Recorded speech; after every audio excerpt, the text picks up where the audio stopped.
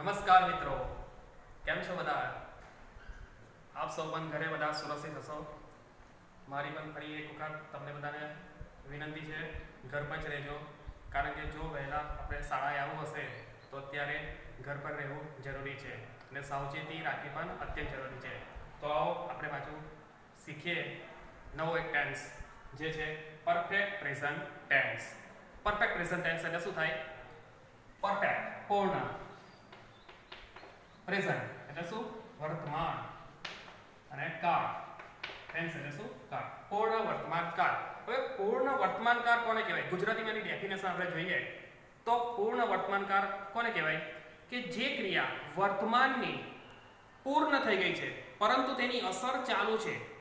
વર્તમાનની જે ક્રિયા વર્તમાનની પૂર્ણ થઈ ગઈ છે પરંતુ તેની અસર ચાલુ છે તો તેને શું કહેવાશે? પૂર્ણ વર્તમાન કાળ. હવે પૂર્ણ વર્તમાન કાળ તો આપણને ખબર પડી ગઈ કે કોને કહેવાય છે, પણ એની વાક્ય રચના, એની અંદર આવતું સહાયકારક ક્રિયાપદ અને વાક્ય કઈ રીતે બને તે પણ ખૂબ આવશ્યક છે. બીજો એક પોઈન્ટ છે કે એની અંદર કાળસૂચક શબ્દો કયા કયા છે તો જોઈએ આપણે. સૌપ્રથમ વાક્ય રચના જોઈએ. વાક્ય રચના છે, સૌપ્રથમ આવશે સબ્જેક્ટ એટલે કે કર્તા. ત્યારબાદ આવશે સહાયકારક ક્રિયાપદ. હવે પૂર્ણ વર્તમાન કાળનું સહાયકારક ક્રિયાપદ છે હેવ કે હેઝ.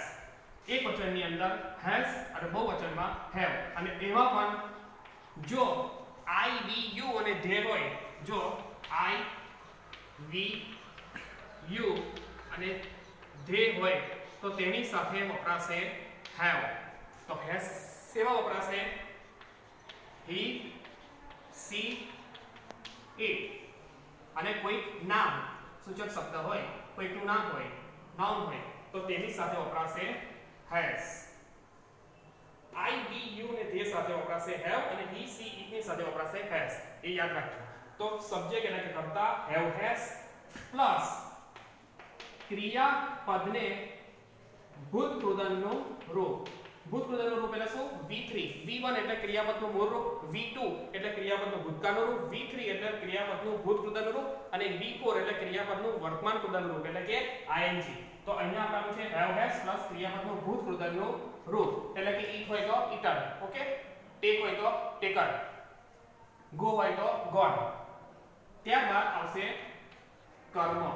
અને જો અન્ય શબ્દ અથવા કારસૂચક શબ્દ હોય તો એ એટલે કે અધર વર્ડ.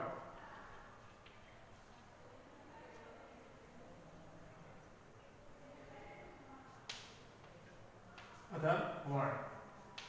કર્મ એટલે શું થશે? ઓબ્જેક્ટ, ક્રિયાપદ, verb, have has plus subject એટલે કે કર્તા. તો આ થયેલી વાક્ય રચના. કર્તા પ્લસ have has પ્લસ ક્રિયાપદનું ભૂતકૃદનનું રૂપ પ્લસ કર્મ પ્લસ અધર વર્ડ. તો વાક્ય લઈએ. કર્તા કોણ છે? રોશની. રોશની, રોશની. હવે રોશની છે, નામ હોય, એકવચન નામ છે, ત્રીજો પુરુષ એકવચન. શું આવશે? has. I we you they આપણે અગાઉ વાત કરી, તેની સાથે શું આવે? have. તો રોશની છે તો શું આવશે? રોશની has ક્રિયાપદનું ભૂતકૃદનનું રૂપ.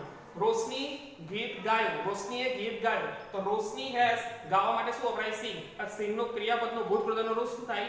sing, sang, sung. ભૂતકાળ શું થશે? sang. ભૂતકૃદન શું થશે?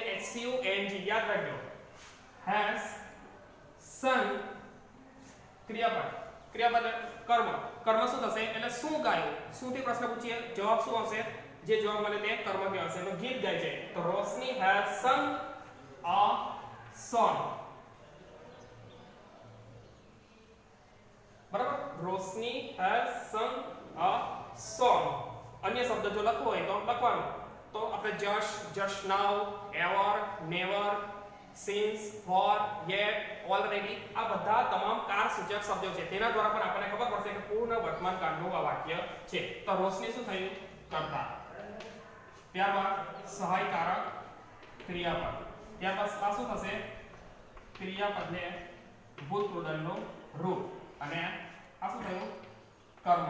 હવે કારસૂચક શબ્દની વાત કરીએ તો તમને કારસૂચક શબ્દો કયા કયા તે પણ ખ્યાલ હોવા જોઈએ. તો કારસૂચક શબ્દ આપણે જોઈએ કયા કયા આવશે? ever, never,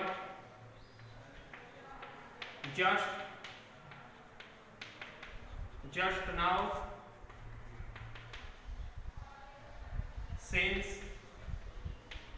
for, already, yet. તો આ શું થયા? ever, never, just now, since, for, already, yet. આ બધા શું થયા? કાર સૂચક શબ્દો, પૂર્ણ વર્તમાન કાળના કાર સૂચક શબ્દો. આ તમામ શબ્દો કાર સૂચક શબ્દો તરીકે પૂર્ણ વર્તમાન કાળની અંદર વાપરી શકાય. હવે આ જ વાક્યને આપણે નકાર તરીકે વાપરવું હોય તો શું વપરાશે? has પ્લસ નોટ વાપરવાનું. અહીંયા શું છે? સબ્જેક્ટ કરતા plus have has plus not plus ક્રિયાપદને ભૂતકાળનું રૂપ પ્લસ કરવાનું અને અન્ય શબ્દ હોય તો લખવાનું. તો નકારમાં કેવી રીતે બનશે? નકાર વાક્યની અંદર જોઈએ. નકાર વાક્યમાં બનશે કરતા રોશની has not, ત્યારબાદ ક્રિયાપદનું ભૂતકાળનું રૂપ sung a song.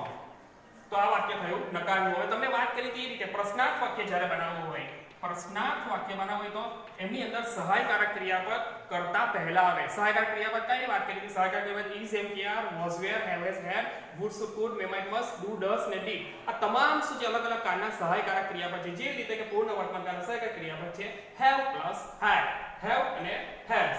બરાબર? have અને has. તો આ બે શું છે? પૂર્ણ વર્તમાન કાળના સહાયકારક ક્રિયાપદ છે. તો આપણે પહેલા લખીશું has છે અહીંયા કેપિટલમાં s કરવાનો એટલે has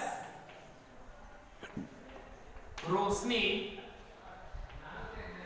sung a song, પછી ક્વેશ્ચન માર્ક. તો આ થયું પ્રશ્નાર્થ વાક્ય.